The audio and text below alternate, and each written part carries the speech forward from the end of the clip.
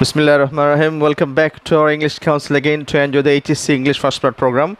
Today is the fourth lecture on the chapter The Unforgettable History now, and today we'll discuss about the second portion and exercise on it. And today we'll discuss on with clues, without clues, and summary. Now, with clue has only 5 marks, and without clues 10 marks, and summary 10 marks. But exactly we'll discuss without clues so that if I can mention all the information to you, it can turn into with clues also. So without clues study is very important. It has 10 marks. Today we'll discuss without clues on the text that we discussed in the last class. That is important portion of the chapter. So we'd like to inform you that try your best to cope with the system of learning of online program, and so if you can continue this program, definitely day after tomorrow and after passing HSC, you can study online course, honors course from America or from England, Harvard University, Oxford, or from a higher degree from Egypt in Al-Azhar University, or from Mecca and Medina, staying in Bangladesh, 4 years course. So try to adapt and cope and adjust with the system of learning. Well, that's another thing. That's also important thing. Now let's come back to our well-furnished multimedia classroom to enjoy the class. Very attentive and very keen attention is the requirement to understand it. So go back over there. Thank you very much for joining with us. Let's listen the without clues of the chapter The Unforgettable History. Thank you very much for joining with us. Let's look over there. আজকে আমরা তোমাদের সাথে আলোচনা করব মূলত এই যে চ্যাপ্টারটা আমরা তোমাদের সাথে গতকাল পড়ছি, আজকে এটার উপরে অ্যাক্সেস হবে। উইদাউট ক্লুজটা আমরা এই জন্য পড়বো যে এই তথ্যগুলি যখন জেনে যাবে এটা উইথ ক্লুজ হয়ে যাবে। গতকালকে যে ক্লাসটা আমরা আলোচনা করছি এটাকে মূলত রিপ্রোডিউসড করা হলো, রিপ্রোডাকশন অফ সেন্টেন্স, অর্থাৎ বিষয়বস্তু এক, ভাষা পরিবর্তন হবে শুধুমাত্র। তার দ্বারা প্রমাণ হবে তুমি এই ক্লাসটা গতকাল মনোযোগ সহকারে পড়ছো কিনা এবং শুনছো কিনা। যদি কোনো ছাত্র মোটামুটি 30টা চ্যাপ্টার ভালো করে না পড়ে এবং টেক্সট না বুঝে, তাইলে 60 মার্কসের মধ্যে তো তোমাকে A+ মার্ক পাওয়া কঠিন হয়ে যাবে। আর যদি মনোযোগী হও, টেক্সট ভালো করে পড়া, বিশেষ করে টেক্সট পড়ার সময় যদি গাইড বইটা হাতে রাখো, বাংলা অনুবাদ দেওয়া আছে, আমরাও তো বাংলা অনুবাদ তোমাদেরকে শোনাইতেছি এবং আলোচনা করতেছি যেন সবগুলো প্রশ্নের আনসার সঠিকভাবে লিখতে পারে, বিশেষ করে with close, without close, multiples and short question. তাই আমরা শুরু করতে যাচ্ছি আজকে উইদাউট ক্লুজ, এটার মধ্যে মার্কস 10। দেখি আমরা কি লিখছি। গতদিন যে চ্যাপ্টারটা পড়ছি সেটাকেই ভাষা শুধু পরিবর্তন হয়েছে, অন্য কোনো পরিবর্তন হয় নাই, তোমাকে জাস্টিফাই করার জন্য যে তুমি আদৌ এই পোরশনটুকু ভালো করে বুঝতে পারছো কিনা। Look at the board. লেখা আছে, আমরা শুরু করি। কি আলোচনা? After the calling of national assembly, তার জাতীয় সংসদ অধিবেশন ডাকা হয়েছে, তবে তাদের মন মতো ডাকা হয়েছে। 25শে মার্চ ডাকা হয়েছে। কথা ছিল মার্চের প্রথম সপ্তাহে ডাকার কথা, কিন্তু 25শে মার্চ জাতীয় সংসদ অধিবেশন ডাকছে। শেখ মুজিবুর রহমান যখন দেখলেন যে এভাবে কালক্ষেপণ হচ্ছে, উনি তখন জানিয়ে দিলেন যে না, আমি সংসদীয় অধিবেশনে বসতে রাজি নই, তবে আমার 4টা শর্ত আছে। যদি 4টা শর্ত পাক গভর্নমেন্ট মানে, তাইলে উনি জাতীয় সংসদে যাবেন। এটা ছিল আলোচনার বিষয়বস্তু। তারপরে উনি কতগুলি শর্ত দিয়েছিলেন, পাশাপাশি কিছু নিয়মকানুন জাতিকে দিক নির্দেশনা দিয়ে দিয়েছিলেন যুদ্ধের জন্য। সেটা ছিল যে বিভিন্ন অফিস আদালত বন্ধ থাকবে, শুধুমাত্র কতিপয় যানবাহন ছাড়া।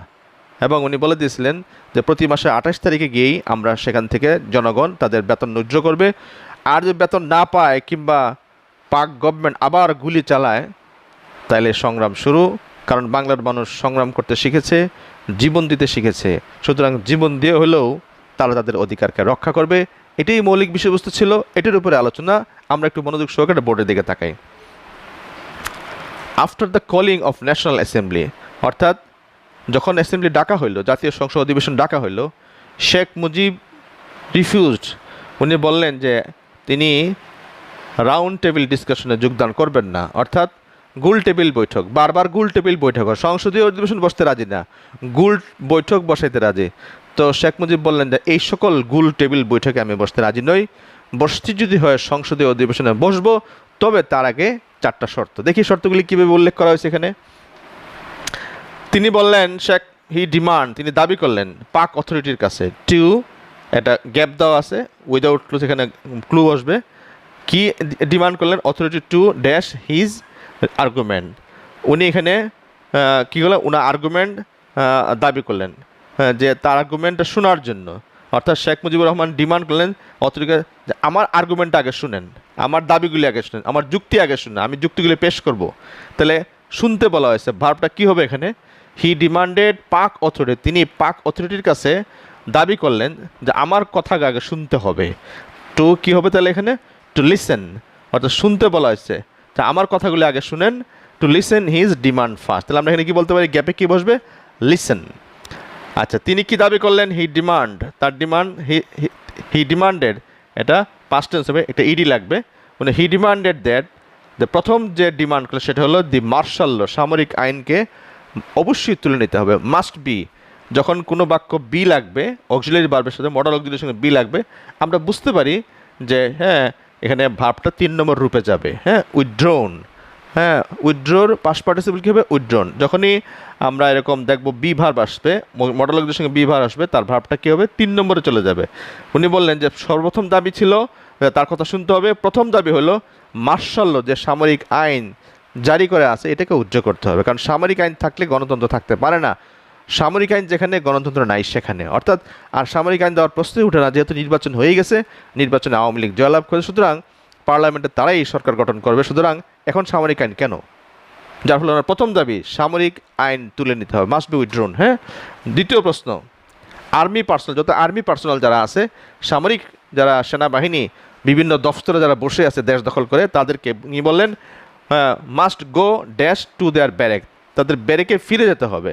তারা এখানে থাকার জন্য, তারা দেশে যুদ্ধ করবে, যখন দেশ বহিঃশত্রুদের আক্রমণ হবে তখন তারা যুদ্ধ করবে জাতিকে রক্ষার জন্য, তারা ওই দেশের প্রশাসনিক কাজ করার জন্য নয়, এরা যুদ্ধ করার জন্য। সুতরাং আর্মি পার্সোনালদেরকে তাদের ব্যারেকে ফিরে যেতে হবে, এটা হলো দ্বিতীয় শর্ত। তাহলে আমরা কী লিখতে পারি? Army personnel must go to their barrack, ব্যারেকে ফিরে যেতে হবে। গো পরে কী হবে? ব্যাক। তাহলে কি বলতে পারে? এখানে বলতে পারে must go back to their barracks, ব্যারেকে ফিরে যেতে হবে। আচ্ছা, দুইটা শেষ। তৃতীয়টা বলেন অল বাইগন, বাইগন অর্থ হলো বিগত দিনগুলো যত মার্ডার হয়েছে এগুলির কি করতে হবে? এগুলির আওতায় আনতে হবে, অনুসন্ধান করতে হবে, এগুলির আমরা যাচাই বাছাই চাইতেছি, এগুলির বিচার চাইতেছি, কী কারণে তাদেরকে হত্যা করা হইলো, বিগত দিনগুলিতে কেন এই দেশের মানুষকে গুলি করে মারা হলে, এটা সঠিক একটা বিচার এবং তদন্ত কমিটি গঠন করা চাই। এই তৃতীয় দাবি, অল বাইগন মানে যেগুলি পার হয়ে গেছে বিগত দিনগুলিতে, মার্ডার্স শুড বি, এটাও একটা পেসিভ ভয়েস আমরা বুঝতেছি, should be, can be, must be, এরপরেই ভার্বটা কিন্তু পেসিভ হবে। শুড বি গ্যাপ কি আছে? শুড বি, তাহলে এখানে ফুল স্টপ আছে, শুড বি কী করতে হবে? শুড বি ইনভেস্টিগেটেড, এগুলি কিন্তু ইনভেস্টিগেশন আনতে হবে, হ্যাঁ প্রপারলি, সঠিকভাবে। তাহলে এখানে কী হবে? All bygone murders must be বা শুড বি, এরপরেই ভার্ব কিন্তু 3 নম্বরে শুড বি ইনভেস্টিগেটেড, এগুলি ইনভেস্টিগেশন আনতে হবে, কেন তাদেরকে মারা হলো, কী কারণে। তাহলে ভার্বটা এখানে ভার্বের 3 নম্বরের উপর ইনভেস্টিগেটেড। তারপরে কী হচ্ছে? ফাইনালি শেষমেশ, দে মাস্ট, দে বলতে এখানে পাকিস্তানি সরকারকে বোঝাচ্ছে, পাকিস্তানি গভর্নমেন্ট, তারা বলছে তারা কী করবে? They must dash power to the elected party, যারা নির্বাচনে ইলেক্টেড হয়েছে অর্থাৎ জয়লাভ করছে, তাদের হাতে ক্ষমতা হস্তান্তর করতে হবে। হ্যাঁ, তাহলে কী লেখছে? ফাইনালি দে মাস্ট, তাদের কী করতে হবে? ট্রান্সফার, হ্যাঁ ক্ষমতা হস্তান্তর করতে হবে, ট্রান্সফার পাওয়ার। হ্যাঁ, বলতে কী বললেন? এখান থেকে ক্ষমতা হস্তান্তর করতে হবে, পাওয়ার। তাহলে কী বলতে পারি? শেষ দাবিটা হলো দে মাস্ট পাওয়ার, মানে তাহলে কী হবে? ট্রান্সফার পাওয়ার, ক্ষমতা হস্তান্তর করতে হবে টু দ্য ইলেক্টেড পার্টি, নির্বাচনে যারা জয়লাভ করেছে এদের হাতে ক্ষমতা কী করতে? হস্তান্তর করতে হবে। স্বাভাবিক ব্যাপার, ক্ষমতা আপনি ধরে রাখবেন কেন? আপনি তো জয়লাভ করেন নাই, যারা জয়লাভ করছে এদের হাতে ক্ষমতা হস্তান্তর করতে হবে। তো কী বললেন? চতুর্থ দাবি, finally they must transfer power to the elected, যারা তাদের হাতে ক্ষমতা হস্তান্তর করবে। একমাত্র তখন, অনলি দেন, শেখ মুজিব তিনি বললেন will take their keyword dash in the parliament, সংসদে গিয়ে তারা টেক দেওয়ার কী নিবে, তারা সেখানে কী নিবে? খালি জায়গা হবে, তাহলে বোঝা গেল সে উইল টেক দেয়ার সিটস, তারা সিট নিবে, অর্থাৎ পার্লামেন্ট অধিবেশনে বসবে। যে সিট তারা জয়লাভ করেছে, যে কেন্দ্র থেকে, যে জেলা থেকে তারা নির্বাচনে জয়লাভ করেছে, সেই কেন্দ্রের পক্ষ থেকে প্রতিনিধি হিসেবে তারা পার্লামেন্টে গিয়ে বসবে। টেক দেয়ার সিটস, তাহলে কী হবে? Seats in the parliament, parliament বসবে। তখন উনি আরও কয়েকটা ঘোষণা জানালেন যে এটা তো ওনার শর্ত, কিন্তু পাশাপাশি দেশ কীভাবে চলবে একটা রূপরেখা এবং আন্দোলনের ডাক এটার মধ্যে দিয়ে দেওয়া হয়েছে। সেটা কি শুনি তাহলে আমরা? অল জুডিশিয়ারি ইনস্টিটিউশন, যত বিচার বিভাগ আছে, supreme court, high court, just court আছে না, এগুলি সব অল জুডিশিয়ারি ইনস্টিটিউশন, যত আইন সংস্থা আছে, বিচার বিভাগ আছে, উইল রিমেইন ক্লোজড, সব বন্ধ থাকবে ফর আনলিমিটেড টাইম, অনির্দিষ্টকালের জন্য বলেছেন এগুলি সব বন্ধ থাকবে। বিচার বিভাগ বন্ধ থাকবে, তাহলে উইল রিমেইন ক্লোজড, বন্ধ থাকবে, একবারে বন্ধ থাকবে for unlimited time. Only mini vehicles, ছোটো ছোটো যানবাহনগুলো চলবে, যেমন ঘোড়ার গাড়ি, তারপরে বেবি ট্যাক্সিস, এগুলো যেগুলো ছিল, তারপরে এরকম লঞ্চ, এগুলো চলবে যেন জনগণ চলাচল করতে পারে। এই যানবাহনগুলো শুধুমাত্র চলবে। তবে এটাও বলছেন বন্দর নগরীতে জাহাজ নোঙ্গর করতে পারবে না, অর্থাৎ বড় যানবাহনগুলো এগুলি বন্ধ থাকবে, দোকানপাট বন্ধ থাকবে, শুধু কতিপয় যানবাহন চলবে যেন মানুষ চলাচল করতে পারে। দেখি কি লেখছে, only mini vehicles will run, চলবে টু লেসেন, যেন কমাইতে পারে, অফ পিপুল, জনগণের কি কমানোর জন্য, একটু কষ্ট কমানোর জন্য। লেসেন, তাহলে কষ্ট ইংরেজি কী হবে, লেসেন মানে কমাইতে হবে, জনগণের কষ্ট যেন কম হয়, টু লেসেন সাফারিং, তাহলে কি বসবে এখানে, জনগণের কষ্ট যেন কম হয়, এই জন্য মিনি যানবাহনগুলি চলবে, to lessen suffering of people, জনগণের কষ্ট যেন কম হয়। এর একটা কথা। তারপর কি বললেন, সকল সরকারি office, all government and non government offices, যত সরকারি এবং বেসরকারি প্রতিষ্ঠান আছে সেগুলি অবশ্যই বন্ধ থাকবে। Vehicles offices will remain closed, এগুলিও বন্ধ থাকবে, উনি জানাই দিলেন। তার মানে বোঝা গেল কোন কোন অফিস আদালত কীভাবে চলবে না চলবে সবগুলির রূপরেখা উনি সরাসরি জনগণের সামনে উপস্থাপন করেন। People will dash their salary, তাহলে বোঝা গেল on 28th of each month, প্রতি মাসে 28 তারিখে শুধু বেতন তুলবে জনগণ, জানাই দিলেন বেতন তুলবে। তাহলে খাবে কি, সিদ্ধান্ত বেতন উনি জনগণ তুলবে কয় তারিখে, 28 তারিখে যাবেন গিয়া যার বেতন তুলবেন। যদি বেতন না দেওয়া হয় কিংবা আবার যদি গুলি শুরু করা হয় তাহলে কি হবে, শোনো কি বলছে, পিপুল উইল, তাহলে এখানে কী হবে, স্যালারি তুলে নিয়ে আসে ইংরেজি হলো collect, people will collect their salaries on 28th of each month, প্রতি মাসের। তারপর শেখ মুজিবুর রহমান কি বললেন, শেখ মুজিব উনি অর্ডার দিলেন টু টার্ন এভরি হাউস, প্রত্যেকটা বাড়িঘর, প্রত্যেকটা ঘরকে টার্ন মানে পরিবর্তন করা, অর্থাৎ এটা আর বাড়ি থাকবে না, এটা যুদ্ধের একটা ক্যাম্প হয়ে যাবে, প্রত্যেক মানুষের ঘর একটা যুদ্ধের ছোটো ছোটো ক্যাম্প অর্থাৎ দুর্গ হয়ে যাবে। এটা উনি অর্ডার দিয়ে দিলেন জনগণকে, কি বললেন, order to turn every house, প্রত্যেকটা ঘর কি হয়ে যাবে, এ ফোর্ট, একটা দুর্গ হয়ে যাবে। তাহলে টার্ন, এরপরে যদি এক অবস্থা থেকে আরেক অবস্থা যদি পরিবর্তন হয় তাহলে কি হবে, ইনটু, টার্ন ইনটু, পরিবর্তন হয়ে যাবে, এক অবস্থা থেকে আরেক অবস্থা, বাড়িঘর হয়ে যাবে দুর্গ, অর্থাৎ ঘর হয়ে যাবে যুদ্ধের কী হবে, ক্যাম্প হয়ে যাবে। ক্যাম্প বলতে দুর্গ, এখানে আমরা ফোর্ট অর্থ কী বলবো, ক্যাম্প বা দুর্গ। তাহলে কি বাক্যটা কী হবে, হি order to turn every house into a fort, প্রত্যেকটা ঘর একটা ক্যাম্প হয়ে যাবে, একটা দুর্গ হয়ে যাবে। পরের লাইন কি বলতেছেন, ইফ এনিমোর, বলছে আর যদি গুলি চলে আরেকবার, ইফ এনিমোর বুলেট, যদি আর কোনো গুলি চালানো হয়, বুলেট অর্থ কি, গুলি, আর যে গুলি চালানো হয়, ইফ এনিমোর বুলেট ইজ, খালি জায়গা কী হবে আমরা চিন্তা করব, তাহলে কী হবে, 70 মিলিয়ন পিপুল, 7 কোটি লোক উইল কন্টিনিউ, চালায়া যাবে সংগ্রাম এগেনস্ট দেম, তাদের বিরুদ্ধে সংগ্রাম চালিয়ে যাবে। অর্থাৎ গুলি আরেকটা চলা মাত্রই সংগ্রাম স্টার্ট, পরিষ্কার বোঝা। যেটা হয়েছে অবশ্যই 25শে মার্চ যখন গুলি শুরু হয়ে গেল, 25শে মার্চ রাত্রেই স্বাধীনতার ঘোষণা হয়ে গেল এবং যুদ্ধ শুরু হয়ে গেল, এবং ঠিক এরকমই কথা ছিল। তাহলে দেখি বাক্যটা কী হবে, ইফ এনিমোর বুলেট, যদি আর একটা বুলেট কী হয়, ছুরা হয়, তাহলে ভার্বটা কী হবে, পেসিভ ভয়েস, অর্থাৎ অন্যের দ্বারা যখন কাজ হয় বাক্যটা পেসিভ হয়। তখন আমরা দেখি ইনডিফিনিট টেন্সের পেসিভ কী হবে, ইফ এনিমোর বুলেট ইজ, বাক্যটা কী হবে, ফায়ার্ড, এটা পেসিভ, ইজ ফায়ার্ড, অর্থাৎ এটা পেসিভ হলো, ইনডিফিনিট টেন্সের পেসিভ, যদি গুলি ছোড়া হয়, অর্থাৎ যদি গুলি, এটা ইনডিফিনিট টেন্স, এটা পেসিভ মানে অন্যের দ্বারা। If anymore bullet is fired, এটা ভার্বের 3 নম্বর রূপ, ফায়ার্ড, যদি গুলি করা হয় তাহলে কি হবে, কি বললেন, তাহলে বললেন যে 70 মিলিয়ন পিপুল, 7 কোটি জনগণ উইল কন্টিনিউ, শুরু করে দেবে তাদের ওয়ার এগেনস্ট দেম, তাদের বিরুদ্ধে যুদ্ধ শুরু হয়ে যাবে। ফর, কারণ, দে হ্যাভ লার্ন, দে বলতে আমরা, আমাদের বাংলার মানুষ, হ্যাভ লার্ন, আমরা শিখে ফেলেছি, টু স্যাক্রিফাইস, আমরা শিখে ফেলছি কীভাবে জীবন উৎসর্গ করতে, স্যাক্রিফাইস দেয়ার লাইভস, অর্থাৎ এই দেশের মানুষ শিখে ফেলছে কীভাবে জীবন উৎসর্গ, learn to sacrifice their lives, জীবন কেমন উৎসর্গ করতে হয় এইটা দেশের মানুষ শিখে ফেলছে। সুতরাং জীবনের হুমকি দিয়ে লাভ নাই, আমরা জীবন দিতে শিখে ফেলছি। কেন জীবন দিতে শিখেছি, ন্যায় প্রতিষ্ঠার জন্য, অধিকারের জন্য। সুতরাং জীবন যখন দিয়েছি, জীবন আমরা দিতে পারবো, এটা আমরা শিখে ফেলছি, আমাদেরকে ভয় দেখাতে আর পারবে না। বলছেন learn to sacrifice their lives for right, অধিকারের জন্য। এখানে পরীক্ষার সময় 10টা গ্যাপ থাকবে, 10 মার্ক। আমরা এখানে একটু গ্যাপ বেশি দিছি, 3টা বেশি দিছি তোমাদের শেখানোর জন্য। তাহলে আমরা আনসারগুলো একটু বোর্ডে লিখতেছি, তোমরা একটু দেখো। হ্যাঁ,